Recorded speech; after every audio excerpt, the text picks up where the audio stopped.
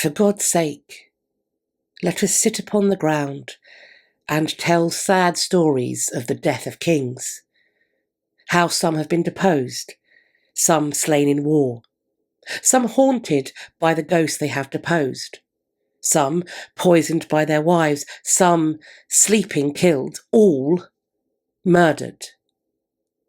For within the hollow crown that rounds the mortal temples of a king keeps death his court, and there the antic sits, scoffing his state and grinning at his pomp, allowing him a breath, a little scene, to monarchize, be feared and kill with looks, infusing him with self and vain conceit, as if this flesh, which walls about our life, were brass impregnable, and humoured thus, comes at the last, and with a little pin bores through his castle wall, and farewell, King. Hello, and welcome back to the channel. If you're new here, hi, you are very welcome. This is Reading the Past, and I'm Dr. Cat. I began today's video with Richard II's speech from Act 3, Scene 2 of William Shakespeare's eponymous play. Certainly, there are some pretty bold and frankly wrong assertions made in that speech. Chief amongst them, surely, must be the, quote, all murdered bit, because, of course, the monarchs of England and later Britain were certainly not all murdered. However, I do wonder just how far off Shakespeare's Richard II was in this statement. There's only one way to sort it out, I think. We're going to have to pull up a table, look over the known and or suspected causes of death for our various monarchs, and then we can put them into the appropriate column. In lots of cases, I do have more detailed videos on the life, legacy and deaths of the individuals we're about to look at, and I will leave those videos linked. Right, let's see who ends up where.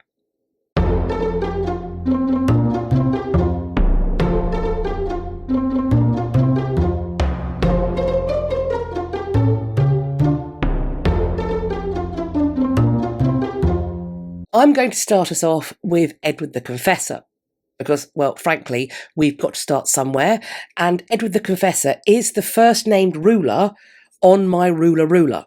This is the ruler. This ruler came from the Tower of London, but I am fairly sure that there are similar items like this one available in lots, if not all, heritage site gift shops around the country. Edward the Confessor seems to have experienced a succession of health events, possibly a series of strokes that are believed to have caused his death on the 4th or 5th of January 1066. At this point, he would have been in his early 60s. Already then, our table for royal deaths needs a new column, namely natural causes. And into that column, we will pop Edward the Confessor. Are we seeing Harold Godwinson's cause of death here? An arrow in the eye, on the battlefield at Hastings, on the 14th of October 1066.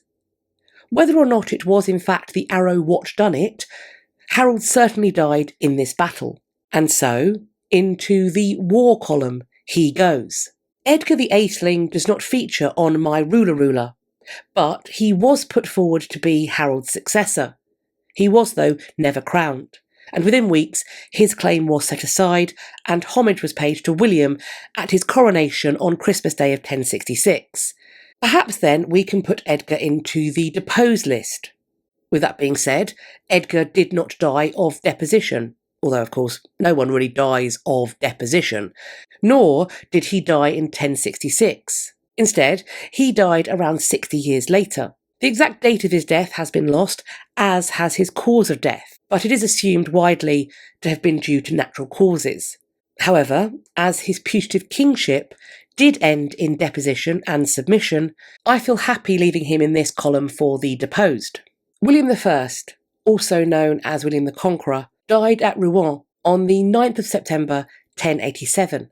It is commonly suggested that he received a fatal, albeit fairly slow-acting internal injury when the horse he was riding stumbled and the pommel of his saddle collided with his lower abdomen, resulting in devastating internal injuries. Alternatively, He may have simply become unwell due to the rigours of long days in the saddle. In either case, when he became ill, he was seemingly on horseback. And he was on horseback because he was in the middle of leading a military campaign on the Normandy border. So by my reckoning, we can cite war as his cause of death, as William died while at war, even if his death wasn't directly caused by an enemy weapon. And so into the war column, he's going to go. On the 2nd of August 1100, William II was hit with an arrow while out hunting in the New Forest. While this royal death was officially recorded as an accident, weirdly, he was the third member of his family known to have died while hunting in the New Forest. Also, it is fairly odd that his youngest surviving brother was close by when William was struck in the heart with that arrow, and that brother moved with frankly unseemly speed to make himself the next king. But when it comes to creating our next column, I'm not keen to have it as accidental. Equally, murder wasn't proved, so that doesn't feel correct either. So I'm going to split the difference and plump for suspicious circumstances. Into that column goes William II. Henry I's death on the 1st of December 1135 is traditionally attributed to him having eaten too many lampreys, which are often referred to incorrectly as eels due to their appearance. Matthew Turner explains that, quote, lampreys were a popular delicacy among the wealthy during the medieval period. Considered a delicacy, nothing in the fish category was more prestigious in the Middle Ages than a lamprey. For religious purposes, they were considered a fish, but in both taste and texture, they are closer to beef short ribs or venison, making them a convenient dish during periods of Catholic fasting. Turner, after exploring the possibilities that Henry died from accidental lamprey poisoning or from deliberate poisoning by an assassin, concludes that, quote, if the king suffered from food poisoning, we believe that an acute meningitis, secondary to Listeria monocytogenes, is the most likely culprit for the king's strange symptoms and sudden passing. However, the wide variety of other potentially lethal abdominal pathologies, including pancreatitis, appendicitis, biliary disease, should also be considered in this interesting historical case. So, either way, I think, another entry for the natural causes column.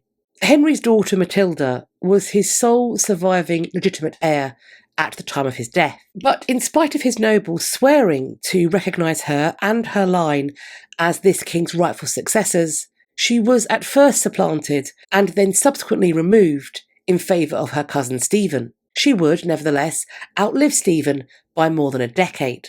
She died of unknown causes, which are presumed to have been natural, on the 10th of September 1176. However, as the end of her monarchy was due to her effectively being deposed, that is the column that I will be adding her name to. Stephen's rule came to an end at his death on the 25th of October 1154. Reportedly, his death was caused either by a fever and or a serious stomach complaint. Another one for the natural causes column, it seems. Henry II's life ended on the 6th of July 1189, against a backdrop of military conflict, where his own family had joined up with his enemies to fight against him. After a final defeat, and upon learning that his son John, whom some assert was Henry's favourite, had also betrayed him, Henry's health collapsed. Some assert that he died of dysentery, some of another unknown illness. These are, of course, in either case, natural causes. But in the case of dysentery, as we are no doubt about to see, that is often the cause of kingly deaths, and it's usually contracted while those kings are at war, because dysentery is frequently an illness found in the battle encampment. And so for this reason, I am inclined to put Henry's death down to war, as I am not convinced that his death was not hastened by being at war. Not only as the battle camp was the place that he contracted his final devastating illness, but also because it was the place that he realised that he had lost his battles and also been betrayed. So into the war column, he's going to go. Hopping back in time slightly to 1170. In that year, Henry II had arranged to have his eldest son, also called Henry, crowned. From this point on, this young man was known as Henry the Young King. He would never, though, get to be an old king, or even a sole king, as he predeceased his father. Henry the Young King died from dysentery, which he caught while on military campaign. He died on the 11th of June, 1188. So, again, by natural causes, but natural causes that were made more likely by being on military campaign. And so for me, another one for me to add to the war column then, albeit on a technical basis. The young king's brother, Richard I's cause of death is unquestionably down to war. He died on the 6th of April, 1199, after his wound, which he got from being hit by a crossbow bolt, became fatally infected. So into the war column he goes. Richard's younger brother, King John, also died on military campaign. He was attempting to see off the forces of his rebel barons and their rival king, Louis of France. Like so many other members of his family, the living conditions for a king at war resulted in that king contracting dysentery. It was from this illness that John died on the 19th of October, 1216. So into the war column he goes too.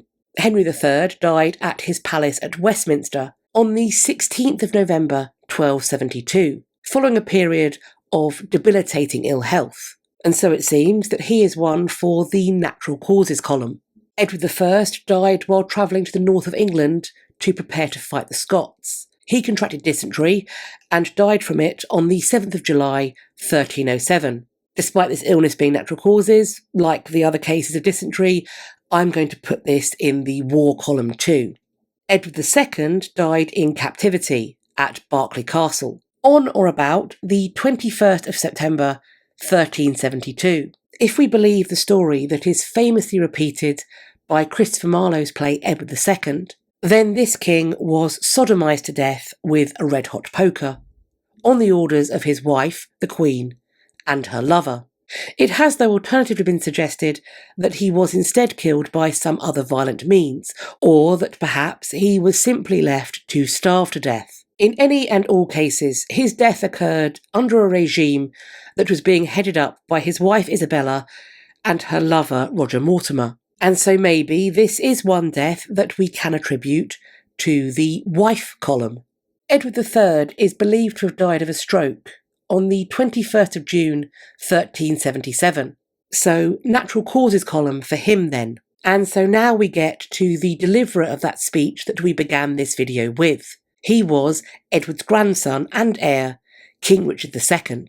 And his reign ended when he was deposed. And we see this happen in Shakespeare's play.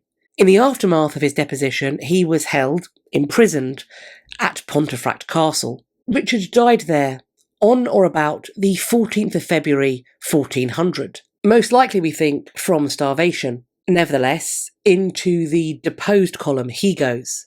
And so, by the end of Richard's reign then, we have, by my reckoning, 3 English monarchs deposed, 7 dead in war, 4 of those from illnesses they contracted while on campaign, 1 dead allegedly by wife, 1 in a suspicious accident, and 5 from natural causes. So I'm not sure who the character Richard, or perhaps more properly, who the writer Shakespeare had in mind when he wrote of monarchs who were haunted by those they had deposed or sleeping killed. Let's give Shakespeare the benefit of the doubt though. Let's run through all the causes of death that Shakespeare would have known about for monarchs, rather than the causes of death that his character Richard II might have known instead. Henry IV took the throne from Richard. The last years of his reign saw him afflicted with a number of health complaints. There was a skin disease of some description that appears to have been pretty nasty, and something that looked like epilepsy. It is thought that he eventually died of a stroke on the 20th of March, 1413. But was his death simply down to natural causes? Or was it, as some have suggested, down to the fact that he felt haunted, guilt-ridden by deposing Richard II? Is Henry IV one of those monarchs who was haunted by the ghost of those they had deposed? Henry V died while on military campaign in France on the 31st of August 1422. Like so many warlike monarchs before him, his cause of death is believed to be, you guessed it, dysentery. So natural causes. But as this illness was contracted while on military campaign, into the war column he's going to go. Depending on which source you believe, Henry VI, after his second deposition in favour of the Yorkist claimant Edward IV, either died of, quote, melancholy or from a blow to the head while he was praying, on or around the 21st of May 1471. Today, most scholars agree that murder is the most likely cause of death in Henry's case. But technically, his rule was ended through deposition, and so I'm going to put him into that column. Edward IV died of natural causes, following a bout of ill health on the 9th of April 1483. Edward V was declared to have been deposed on the 25th of June 1483. Both he and his younger brother Richard were residing in the Tower of London both before and after this change in status. Before the end of 1483, sightings of the boys had completely stopped. They were from that point missing, presumed dead. What happened to the boys remains a mystery, but one suggestion is that they were smothered to death while sleeping in their bed. Could this be what Shakespeare had in mind for those monarchs who were sleeping killed? The prince's uncle, Richard III, was killed in battle at Bosworth on the 22nd of August 1485, so another one for the war column.